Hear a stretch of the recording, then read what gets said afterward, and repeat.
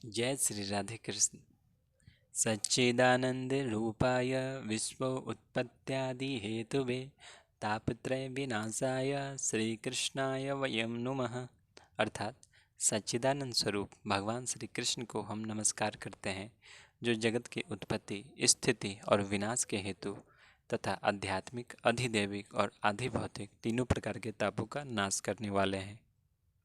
कुछ देर हम लोग कीर्तन करेंगे।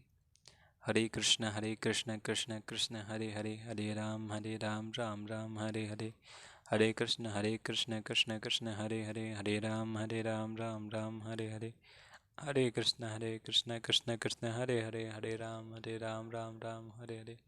हरे कृष्ण कृष्ण कृष्ण हरे हरे, हरे राम राम राम हरे हरे।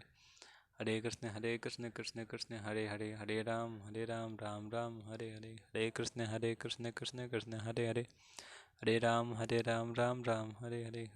हरे कृष्ण कृष्ण कृष्ण हरे हरे, हरे राम राम राम हरे हरे। हरे कृष्ण कृष्ण कृष्ण हरे हरे, हरे राम राम राम हरे हरे। हरे कृष्ण कृष्ण कृष्ण हरे हरे, हरे राम राम राम हरे हरे। हरे कृष्ण कृष्ण कृष्ण हरे हरे, हरे राम राम राम हरे हरे।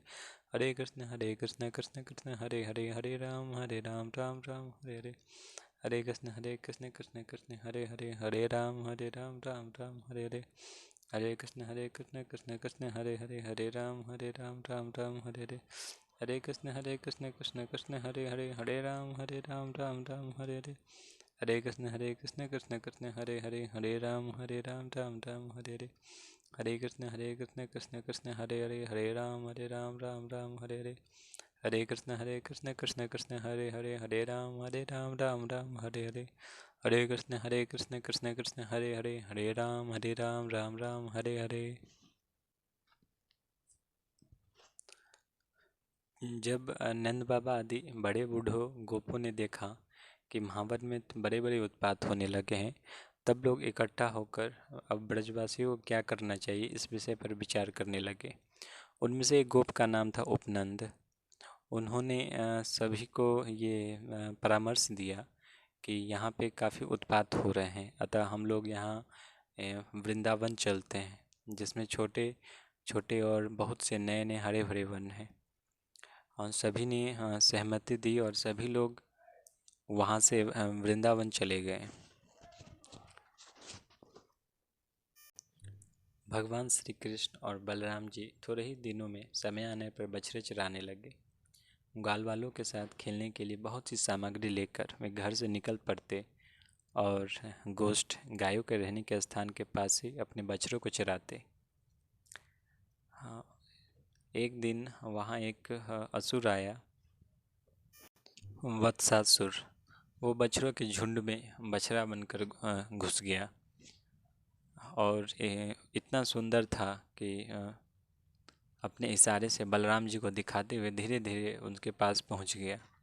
उस समय ऐसा जान पड़ा जैसे वे दैत्य को नहीं पहचानते और हट्टे कट्टे सुंदर बछड़े पर मुग्ध हो गए। भगवान श्री कृष्ण ने पूंछ के साथ उसके दोनों पिछले पैर पकड़कर आकाश में घुमाया और मर जाने पर कैथ के वृक्ष पर पटक दिया। उसका लंबा तगड़ा दैत्य शरीर बहुत से कैथ के वृक्षों को गिराकर स्वयं भी गिर पड़ा। यह देखकर ग्वाल बालों के आश्चर्य की सीमा न रही। वे वाह वाह करके प्यारे कन्हैया की प्रशंसा करने लगे। देवता भी बड़े आनंद से फूलों की वर्षा करने लगे। एक दिन सभी ग्वाल बाल झुंड के झुंड बछड़ों को पानी पिलाने के लिए जलाशय के तट पर गए। वहाँ पहले बछड़ों को जल पिलाया और फिर स्वयं भी पिया। ग्वाल वालों ने देखा कि वहाँ एक बहुत बड़ा जीव बैठा हुआ है। वो ऐसा मालूम हो रहा है जैसे इंद्र के वश से कटकर कोई पहाड़ का टुकड़ा गिरा हुआ है। उसे देखकर ग्वालवाल डर गए। वो बक नाम का भारी असुर था, जो बगुले का रूप धर के वहाँ आया था। उसकी चोंच बड़ी तीखी थी और स्वयं बड़ा बलवान था। उसने झपट कर श्री कृष्ण को निगल लिया। जब बलराम जी आदि बालकों ने देखा कि वो बड़ा भारी बगुला श्री कृष्ण को निगल गया, तब उनकी वही गति हुई जो प्राण निकल जाने पर इंद्रिया की होती है। वे अचेत हो गए। श्री कृष्ण लोक पितामह ब्रह्मा के भी पिता हैं। वे लीला से ही गोपाल बालक बने हुए हैं। जब वे बगुले के तालू के नीचे पहुँचे, तब वे आग के समान उसका तालू जलाने लगा। अतः उस दैत्य ने श्री कृष्ण के सिर पर बिना किसी प्रकार का घाव किए ही झटपट उन्हें उगल दिया और फिर बड़े क्रोध से अपनी कठोर चोट से उन पर चोट करने के लिए टूट पड़ा।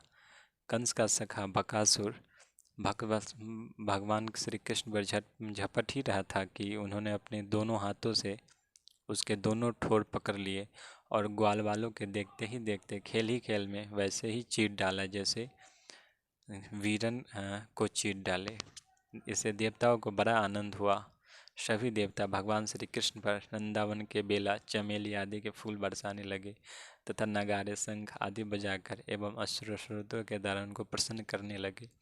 यह सब देखकर सबके सब ग्वाल वाल आश्चर्यचकित हो गए। जब बलराम आदि बालकों ने देखा कि श्री कृष्ण बगुले के मुंह से निकलकर हमारे पास आ गए, तब उन्हें ऐसा आनंद हुआ मानो प्राणों के संचार से इंद्रियां सचेत और आनंदित हो गई हों। सबने भगवान को अलग अलग गले लगाया। इसके बाद अपने अपने बछड़े हाँक कर सब ब्रज में आए और वहाँ उन्होंने घर के लोगों से सारी घटना कह सुनाई। एक दिन भगवान श्री कृष्ण बलराम जी सहित ग्वाल वालों के साथ खेल रहे थे। उसी समय वहाँ पे अघासुर नाम का एक महान दैत्य आधम का। उससे श्री कृष्ण और ग्वाल वालों की सुख में क्रीड़ा देखी न गई और वो दुष्ट दैत्य अजगर का रूप धारण करके मार्ग में लेट गया। उसका वो अजगर शरीर 1 योजन लंबे बड़े पर्वत के समान विशाल एवं मोटा था, बहुत ही अद्भुत था। उसकी नियत सब बालकों को निगल जाने की थी। धीरे धीरे जब बालकों ने देखा तो कल्पना कल्पना में ही वो एक दूसरे को कह रहे थे कि अरे ये किसी अजगर के मुंह जैसा तो नहीं। दूसरे ने कहा कि सचमुच सूर्य की किरणें पड़ने से ये जो बादल लाल लाल हो गए हैं, ऐसे मालूम होते हैं मानो ठीक उसका ऊपरी होंठ हो, और बादलों की परछाई से जो नीचे की भूमि है तो कुछ लाल लाल दिख रहा है, उसका नीचे का होंठ जान पड़ता है। इस तरह से उन्होंने एक सचमुच के सर्प को भी अपने कल्पना से एक काल्पनिक सर्प माना और मजाक ही मजाक में वो उसके मुख में सभी ग्वाल बाल गायों सहित प्रवेश कर गए। ये देखकर भगवान भी उन सबको बचाने के लिए उनके मुख में प्रवेश कर गए। अघासुर भगवान को निगलने के बाद उन्हें अपने दांतों से चूर चूर कर देना चाहता था, लेकिन भगवान ने उनके गले में अपने शरीर को बढ़ाना शुरू कर दिया और इतना बढ़ा लिया कि उसकी सांसें, उसका गला रुंध गया, आंखें उलट गई और उसकी मृत्यु हो गई। भगवान ने अपनी कृपा दृष्टि से सभी ग्वाल बालों और गायों को जीवित कर दिया और सभी बाहर निकल आए। ये देखकर देवता उनकी स्तुति करने लगे। फूल बरसाकर, अप्सराओं ने नाचकर, गंधर्वों ने गाकर, विद्याधरों ने बाजे बजाकर, ब्राह्मणों ने स्तुति पाठ कर, पार्षदों ने जय जय करके जयकारे लगाकर बड़े आनंद से भगवान श्री कृष्ण का अभिनंदन किया। ये घटना भगवान श्री कृष्ण के 5वें वर्ष की है, लेकिन ये घटना सभी को 6ठे वर्ष में मालूम चली। अघासुर के वध के बाद भगवान ग्वाल वालों के साथ बैठकर भोजन करने लगे। चारों तरफ से ग्वाल वाल और बीच में स्वयं भगवान बैठकर उनके साथ भोजन कर रहे थे। ये देखकर ब्रह्मा जी को बड़ा विस्मय हुआ और वे उनके रूप से मोहित हो गए, उनकी लीला से मोहित हो गए। अतः उन्होंने पहले तो गायों को वहाँ से अदृश्य कर दिया और अपने लोक ले आए, और उसके बाद जब भगवान श्री कृष्ण गायों को खोजने के लिए निकले तो सभी ग्वाल वालों को भी वहाँ से उठाकर अपने लोक ले आए। जब भगवान श्री कृष्ण वापस आए तो वे सब कुछ समझ गए कि ये ब्रह्मा की करतूत है। उस समय वे बालक और बछड़े संख्या में जितने थे, जितने छोटे छोटे उनके शरीर थे, उनके हाथ पैर जैसे जैसे थे, उनके पास जितनी और जैसी छड़ियाँ, सिंगी, बांसुरी, पत्ते और छीके थे, जितने वस्त्र आभूषण थे, उनके सील व भाव, गुण, नाम, रूप, अवस्थाएं जैसी थी, जिस प्रकार वे खाते पीते और चलते थे, ठीक वैसे ही और उतने ही रूपों में सर्वस्वरूप भगवान श्री कृष्ण प्रकट हो गए। और उस समय यह संपूर्ण जगत विष्णु रूप है, यह वेदवाणी मानो मूर्ति होकर प्रकट हो गई। सर्वात्मा भगवान स्वयं ही बछड़े बन गए और स्वयं ही ग्वाल बाल। अपने आत्मस्वरूप बछड़ों को अपने आत्मस्वरूप ग्वाल बालों के द्वारा घेर कर अपने ही साथ अनेक प्रकार के खेल खेलते हुए उन्होंने व्रज में प्रवेश किया। जिस ग्वालवाल के जो बछड़े थे उन्हें उसी ग्वालवाल के रूप में अलग अलग ले जाकर उनकी उसकी बाखल में घुसा दी और विभिन्न बालकों के रूप में उनके भिन्न भिन्न घरों में चले गए। ग्वालवालों की माताएं बांसुरी की तान सुनते ही जल्दी से दौड़ आई। ग्वालवाल बने हुए परब्रह्म श्री कृष्ण को अपने बच्चा समझकर हाथों से उठाकर उन्होंने जोर से हृदय लगा लिया। जब ब्रह्मा जी ब्रह्मलोक से व्रज में लौटे तब तक सिर्फ कालमान से केवल एक त्रुटि, जितनी देर में तीखी सुई से कमल की पंखुड़ी छिदे उतना ही समय व्यतीत हुआ था। लेकिन उन्होंने देखा कि भगवान श्री कृष्ण ग्वाल बाल और बछड़ों के साथ 1 साल से पहले की भांति ही क्रीड़ा कर रहे हैं। सोचने लगे कि जितने भी ग्वाल बाल और बछड़े थे वे तो मेरी मायामयी सैया पर सो रहे हैं। उनको तो मैंने अपनी माया से अचेत कर दिया था, वे तब से अचेत सचेत नहीं हुए हैं। तब मेरी माया से मोहित ग्वाल बाल और बछड़ों के अतिरिक्त ये उतने ही दूसरे बालक तथा बछड़े कहाँ से आ गए जो 1 साल से भगवान के साथ खेल रहे हैं। ब्रह्मा जी ने दोनों स्थानों पर दोनों को देखा और बहुत देर तक ध्यान करके अपनी ज्ञान दृष्टि से उनका रहस्य खोलना चाहिए, परंतु इन दोनों में से कौन से पहले ग्वाल बाल है और कौन से पीछे बना लिए गए हैं, इनमें कौन सच्चे और कौन बनावटी, यह बात वे किसी प्रकार समझ न सके। वे भगवान की माया में मुग्ध हो गए, परंतु कोई भी माया मोह भगवान का स्पर्श नहीं कर सकता। ब्रह्मा जी उन्हीं भगवान श्री कृष्ण को अपनी माया से मोहित करने चले थे, किंतु उनको मोहित करना तो दूर रहा, वे अजन्मा होने पर भी अपनी ही माया से अपने आप मोहित हो गए। जिस प्रकार रात के घोर अंधकार में कोहरे के अंधकार का और दिन के प्रकाश में जुगनू के प्रकाश का पता नहीं चलता, वैसे ही क्षुद्र पुरुष महापुरुषों पर अपनी माया का प्रयोग करते हैं, तब वह उनका तो कुछ बिगाड़ नहीं सकता, अपना ही प्रभाव खो बैठते हैं। ब्रह्मा जी ऐसा सोच ही रहे थे कि उनके देखते ही देखते उसी क्षण सभी ग्वाल बाल और बछड़े श्री कृष्ण के रूप में दिखाई देने लगे। सब के सब सजल जलधर के समान श्याम वर्ण, पीताम्बरधारी, शंख चक्र गदा और पद्म से युक्त चतुर्भुज, उनके सिर पर मुकुट, कानों में कुंडल, कंठों में मनोहार वनमालाएं शोभायमान हो रही थी। उनके वक्षस्थल पर सुवर्ण की सुनहली रेखा, श्रीवत्स, बाहों में बाजूबंद, कलाइयों में शंखाकार रत्नों से जड़े कंगन, चरणों में नूपुर और करे, कमर में करधनी तथा उंगलियों में अंगूठियां जगमगा रही थी। नख से सिख तक समस्त अंगों में कोमल और नूतन तुलसी की मालाएं, जो उन्हें बड़े भाग्यशाली भक्तों ने पहनाई थी, धारण किए हुए थे। उनकी मुस्कान चांदनी के समान उज्जवल थी और रत्नारे नेत्रों की कटाक्षपूर्ण चितवन बड़ी ही मधुर थी। ब्रह्मा जी ने देखा कि उन्हीं के जैसे दूसरे ब्रह्मा से लेकर तृण तक सभी चराचर जीव मूर्तिमान होकर नाचते गाते अनेक प्रकार की पूजा सामग्री से अलग अलग भगवान के उन सब रूपों की उपासना कर रहे हैं। ब्रह्मा जी भगवान के चरणों में गिर पड़े और भगवान की स्तुति की। इसके बाद वे कांपते स्वर से भगवान की स्तुति कर उनकी आज्ञा लेकर उसके बाद अपने धाम को चले गए।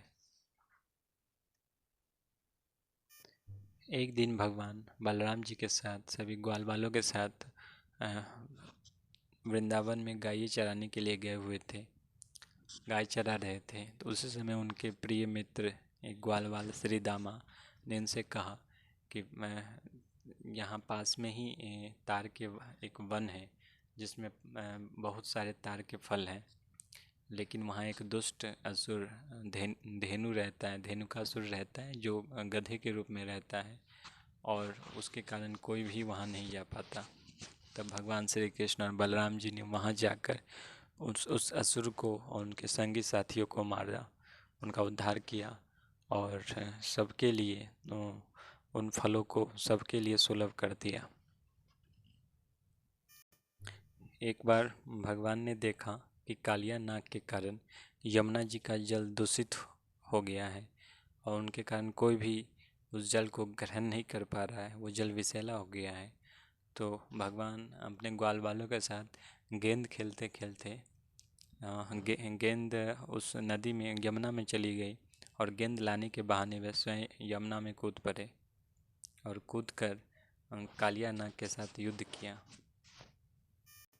युद्ध करते करते एक बार वो खेल खेल में कालिया नाग के द्वारा बंध गए।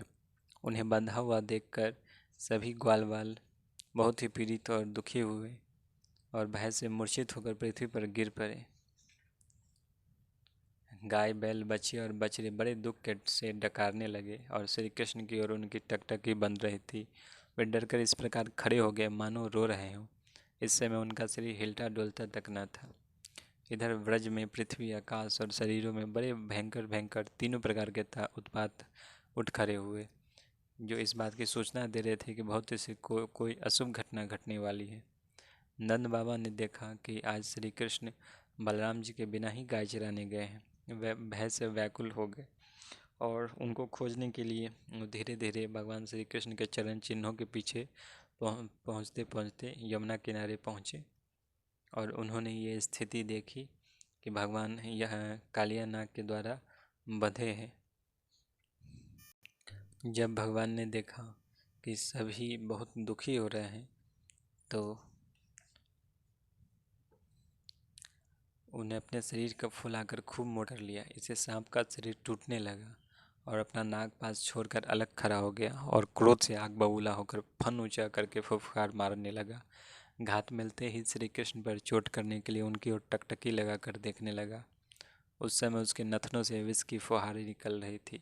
उसकी आंखें स्थिर थी और इतनी लाल हो रही थी मानो भट्टी पर तपाया हुआ कपड़ा हो। उसके मुंह से आग की लपटें निकल रही थी। उस समय कालिया नाग अपनी दोहरी जीभ लपलपाकर अपने होठों से दोनों किनारों को चाट रहा था और अपनी कराल आंखों से विष की ज्वाला उगलता जा रहा था। तब भगवान ने समय पाकर उसके मस्तक पर सवार हो गए, उसके फन पर सवार हो गए और मस्तकों पर बहुत सी लाल लाल मणियाँ थी। उनके स्पर्श से भगवान के सुकुमार तलवों की ललिमा और बढ़ गई। नित्य ज्ञान आदि समस्त कलाओं के आदि प्रवर्तक भगवान श्री कृष्ण उनके सिरों पर कलापूर्ण नृत्य करने लगे। भगवान के प्यारे भक्त गंधर्व सिद्ध देवता चारण और देवांगनाओं ने देखा कि भगवान नृत्य करना चाहते हैं। तब वे बड़े प्रेम से मृदंग ढोल नगाड़े आदि बाजे बजाते हुए सुंदर सुंदर गीत गाते हुए पुष्पों की वर्षा करते हुए अपने को निछावर करते हुए भेंट ले लेकर उसी समय भगवान के पास आ पहुँचे। कालिया नाग के 100 सिर थे। वो अपने जिस सिर को नहीं झुकाता था उसी पर प्रचंड दंडधारी भगवान अपने पैरों की चोट से कुचल डालते।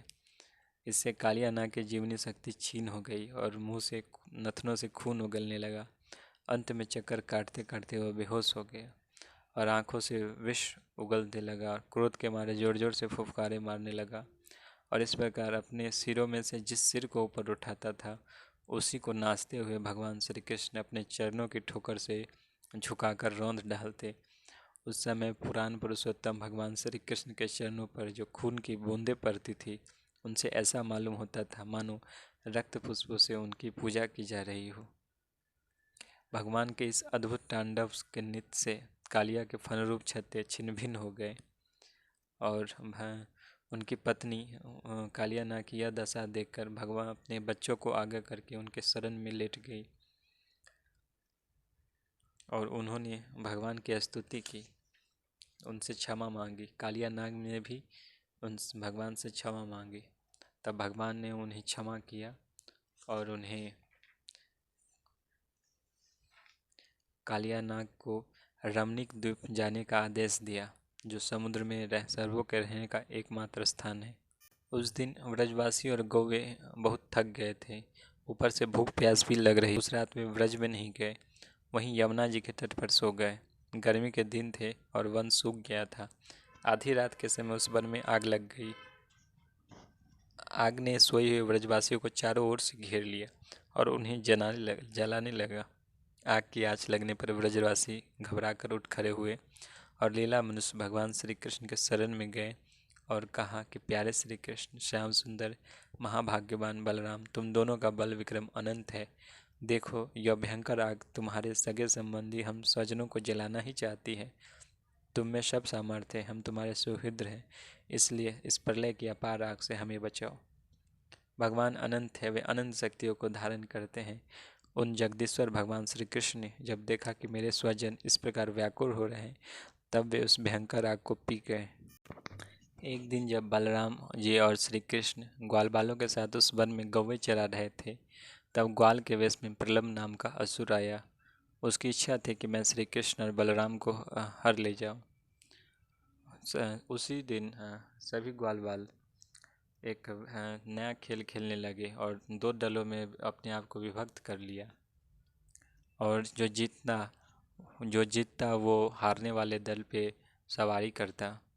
ऐसा हुआ, बलराम जी का दल जीत गया और वो बलराम जी प्रलंबासुर पर सवारी करने लगे। प्रलंबासुर उनको पीठ पर चढ़ाकर आकाश में भाग निकला, और लेकिन बलराम जी भारी पर्वत के समान बोझ वाले हो गए। इसके लिए वे दैत्य बहुत आगे तक नहीं जा सका और अपना स्वाभाविक दैत्य रूप धारण कर लिया। जब बलराम जी ने देखा कि ये दैत्य है, तो उनके सर पे एक घूसा कसकर जमाया। घूसा लगते ही उसका सिर चूर चूर हो गया और मुंह से खून उगलते हुए जमीन पे गिर पड़ा। एक दिन भगवान श्री कृष्ण और बलराम जी ग्वाल बालों के साथ खेल कूद में लग गए थे, और उनके पशु हरी घास के लोभ में एक गहन वन में घुस गए। बकरियां, गाय, भैंसे एक वन से दूसरे वन में होते हुए आगे बढ़ गए। जब भगवान और ग्वाल बालों ने उन्हें खोजना शुरू किया, तो खोजते खोजते वे काफ़ी आगे निकल गए। उसी समय वन में अकस्मात आग लग गई, जो वनवासी जीवों का काल होती है। अग्नि ने चारों ओर से ग्वाल बालों को घेर लिया, और सभी ग्वाल बाल शरणापन्न होकर भगवान श्री कृष्ण के शरण में चले गए। उन्होंने कहा, महावीर श्री कृष्ण, प्यारे श्री कृष्ण, परम बलशाली बलराम, हम तुम्हारे शरणागत हैं। देखो, इस समय हम दावानल से जलने ही वाले हैं, तुम दोनों हमें इससे बचाओ। श्री कृष्ण, जिनके तुम ही भाई बंधु और सब कुछ हो, उन्हें तो किसी प्रकार का कष्ट नहीं होना चाहिए। सब धर्मों के ज्ञाता श्याम सुंदर, तुम ही हमारे एकमात्र रक्षक एवं स्वामी हो, हमें केवल तुम्हारा ही भरोसा है। भगवान श्री कृष्ण ने कहा कि डरो मत, तुम लोग अपनी आंखें बंद करो। और सबकी आंखें बंद करवाकर योगेश्वर भगवान श्री कृष्ण ने उस भयंकर आग को अपने मुंह से पी लिया, और इस प्रकार उन्हें इस घोर संकट से छुड़ा दिया। उन्हें आंखें खोलकर देखा तो अपने को भांडिर वट के पास पाया। इस प्रकार अपने आप को और गौवों को दावानल से बचा देखकर वे ग्वाल बाल बहुत ही विस्मित हुए। एक बार माँ राधा की दो सखियाँ, ललिता सखी और विशाखा सखी, उनके पास वृषभानु के घर पहुंचकर एकांत में श्री राधा से मिली, और ललिता सखी ने उन्हें नंद नंदन भगवान श्री कृष्ण का चित्र बनाकर दिया। चित्र बनाकर माता श्री राधा हर्ष से खिल उठी, और उनके हृदय में श्री कृष्ण दर्शन की लालसा जाग उठी। हाथ में रखे हुए चित्र को निहारते हुए आनंदमग्न होकर सो गई। उसी रात उन्होंने स्वप्न में देखा कि यमुना के किनारे भांडिर वन के एक देश में नील मेघ की कांति काले पीठ पतनधारी श्याम सुंदर श्री कृष्ण मेरे निकट ही नृत्य कर रहे हैं। उसी समय श्री राधा की नींद टूट गई, और वे सैया से उठकर परमात्मा श्री कृष्ण के वियोग से विह्वल हो उन्हीं के कमनीय रूप का चिंतन करते हुए त्रिलोकी को त्रिवत मारने लगी। इतने में ही ब्रजेश श्रीनंदन अपने भवन से चलकर वृषभानु नगर की सकरी गली में आ गए। सखी ने तत्काल खिड़की के पास आकर श्री राधा को उनका दर्शन कराया। उन्हें देखते ही सुंदरी श्री राधा मूर्छित हो गई। लीला से मानव शरीर धारण करने वाले माधव श्री कृष्ण में सुंदर रूप और वैदग्ध से युक्त गुणनिधि श्री विश्वभानु नंदिनी का दर्शन करके मन ही मन उनके साथ विहार की अत्यधिक कामना करते हुए अपने भवन लौट आए। माता श्री राधा ने ललिता सखी को दूत बना करके भगवान के पास भेजा, और ललिता सखी ने भगवान के पास जाकर कहा कि श्याम सुंदर, जिस दिन से श्री राधा ने तुम्हारे अद्भुत मोहन रूप को देखा है, उसी दिन से वो स्तंभ रूप सात्विक भाव के अधीन हो गई है। काठ की पुतली की भांति किसी से कुछ बोलती नहीं। अलंकार उसे अग्नि की ज्वाला की भांति दाहक प्रतीत होते हैं। सुंदर वस्त्र भार की तपी हुई बालू के समान जान पड़ते हैं। उसके लिए हर प्रकार के सुगंध करवी तथा परिचारिकाओं से भरा हुआ भवन भी निर्जन वन हो गया है। हे प्यारे, तुम ये जान लो कि तुम्हारे विरह में मेरी सखी को फूलबान सा तथा चंद्र बिंब विष्कंद सा प्रतीत होता है। अतः श्री राधा को तुम शीघ्र दर्शन दो। तुम्हारा दर्शन ही उसके दुख को दूर कर सकता है। तुम सबके साक्षी हो। भूतल पर कौन सी ऐसी बात है जो तुम्हें विदित न हो। तुम्हें इस जगत के सृष्टि पालन और संहार करते हो। यद्यपि परमेश्वर होने के कारण तुम सब लोगों के प्रति समान भाव रखते हो, तथापि अपने भक्तों का भजन करते हो। भगवान श्री कृष्ण ने ललिता सखी से कहा कि इस भूतल पर जो कुबुद्धि मानव मुझ के सब में तथा श्री राधिका में भेदभाव रखते हैं, वे जब तक चंद्रमा और सूरज की सत्ता है तब तक निश्चय ही कालसूत्र नामक नरक में पड़कर दुख भोगते हैं। ऐसा समझाकर ललिता सखी श्री राधा के पास आई और उनके मुख पर मधुर मुस्कान की छटा थी। उन्होंने माता से कहा कि तुम श्री कृष्ण को जितना चाहती हो उसी तरह से वे मधुसूदन श्री कृष्ण भी तुम्हारी अभिलाषा रखते हैं। तुम दोनों का तेज भेदभाव से रहित एक है। लोग अज्ञानवश ही उसे दो मानते हैं, तथापि सती साध्वी देवी, तुम श्री कृष्ण के लिए ही निष्काम कर्म करो, जिससे पराभक्ति के द्वारा तुम्हारा मनोरथ पूर्ण हो। माता श्री राधा ने अपनी सखी चंद्रनाना से पूछा कि तुम शास्त्रों को जानती हो, इसलिए कोई ऐसा व्रत या पूजन बताओ। तो उनकी सखी ने उन्हें तुलसी पूजन का, तुलसी सेवन व्रत का अनुष्ठान बताया। माँ श्री राधा ने ऐसा ही किया और तुलसी व्रत का अनुष्ठान किया। अनुष्ठान के बाद माँ तुलसी स्वयं प्रकट होकर उन्हें अनेकों आशीर्वाद दिया। भगवान श्री कृष्ण ने एक बार गोपा देवी का रूप बनाया, गोप देवी का रूप बनाया और वृषभानु भवन माँ श्री राधा से मिलने के लिए गए। उस भवन की अद्भुत शोभा थी। संवत्सा गवों के समुदाय तथा धर्म धुरंधर वृष भृंगबन से भी उस भवन की बड़ी शोभा हो रही थी। बहुत से गोपाल वहाँ बंसी और वेद धारण किए गीत गा रहे थे। मायामती युवती का वेश धारण किए श्याम सुंदर उस प्रांगण से अंतपुर में प्रविष्ट हुए, जहाँ कोटि सूर्यों के समान कांति में कपाटों और खंभों की पंक्तियाँ प्रकाश फैला रही थी। वहाँ के रत्न मंडित आंगनों में बहुत सी रत्न स्वरूपा ललनाएँ सुशोभित हो रही थी। वीणा, ताल और मृदंग आदि बाजे बजाती हुई वे मनोहारिणी गोप सुंदरियाँ फूलों की छड़ी लिए श्री राधिका के गुण गा रही थी। उस अंतपुर में दिव्य एक विशाल उपवन की छटा छा रही थी। उसके भीतर अनार, कुंद, मंदार, नींबू तथा अन्य ऊंचे ऊंचे वृक्ष लहलहा रहे थे। केतकी, मालती और माधवी लताएं उस उपवन भित कर रही थी। वहीं श्री राधा का निकुंज था, जिसमें कल्प वृक्ष के पुष्पों की सुगंध भरी थी। उस उपवन में मधु पीकर मतवाले हुए भौरे टूट पड़ते थे। वहाँ शीतल मंद सुगंध वायु चल रही थी, जो सहस्त्र दल कमलों के पराग को बारंबार बिखेरा करती थी। उस उद्यान में निकुंज शिखरों पर बैठे हुए नर कोकिल, मादा कोकिल, मोर, सारस, सूक पक्षी मीठी मीठी आवाज में कूज रहे थे। फूलों की सहस्त्रों सैयाएं सज्जित थी। पानी की हजारों नहरें बह रही थी। वहाँ की मेघ मंदिर में सैकड़ों फुहारे छूट रहे थे। बालसूर्य के समान कांति में कुंडल तथा विचित्र वर्ण वाले वस्त्र धारण किए करोड़ों सुंदर मुखी सखियाँ श्री राधा के सेवा कार्य में अपनी कुशलता का परिचय देती थी। उनके बीच में श्री राधिका रानी उस राज मंदिर में टहल रही थी। वह राज मंदिर केसरिया रंग के सूक्ष्म वस्त्रों से सजाया गया था। वहाँ के भूमि पर पर्वतीय पुष्प, जलज पुष्प, स्थल पर होने वाले बहुत से पुष्प और कोमल पल्लव इतनी अधिक संख्या में बिछाए गए थे कि पांव रखने पर गुल्फ तक का भाग ढक जाता था। मालती के मकरंदों की बूंदें वहाँ झरती रहती थी। ऐसे आंगन में करोड़ों चंद्रों के समान कांतिमती, कोमलांगी एवं कृष्णांगी श्री राधा धीरे धीरे कोमल चरणाबिंदु का संचालन करती हुई घूम रही थी। मणि मंदिर के आंगन में आई उस नवीन गोप सुंदरी को वृषभानुनंदिनी श्री राधा ने देखा। गोपा देवी को देखकर माँ श्री राधा और सभी ललनाएँ हतप्रभ हो गई। माँ राधा ने उन्हें उचित स्वागत सत्कार किया, उन्हें बिठाया, उनसे हाल समाचार पूछा तथा उनसे प्रार्थना की कि तुम प्रतिदिन मुझसे मिलने के लिए आया करो। यदि न आ सकी तो मुझे ही अपने निवास स्थान का संकेत प्रदान करो। भगवान ने अपना नाम गोपा देवी बताया और काफ़ी बातें की। उसके बाद थोड़ी देर के बाद वे अपने श्रीनंद गोकुल नंद गाँव में चलने के लिए तैयार हुई।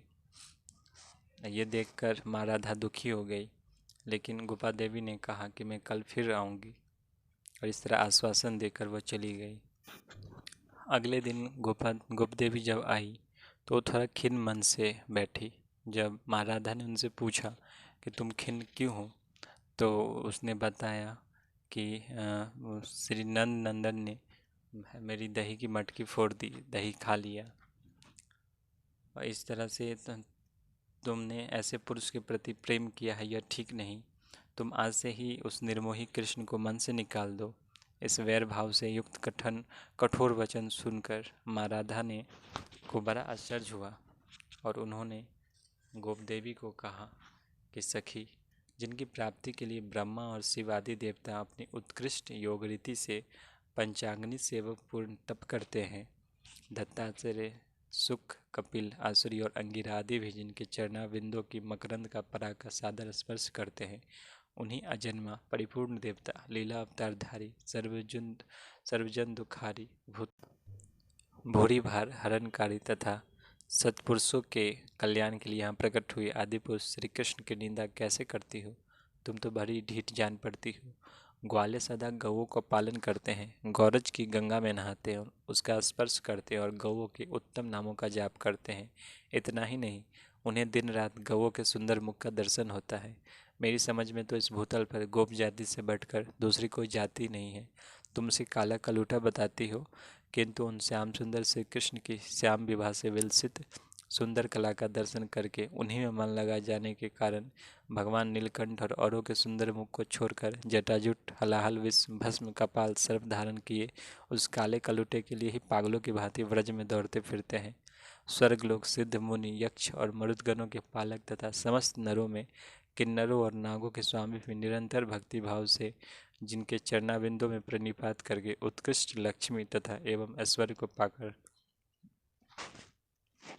निश्चय ही उन्हें बलि समर्पित किया करते हैं, उनको तुम निर्धन कहती हो।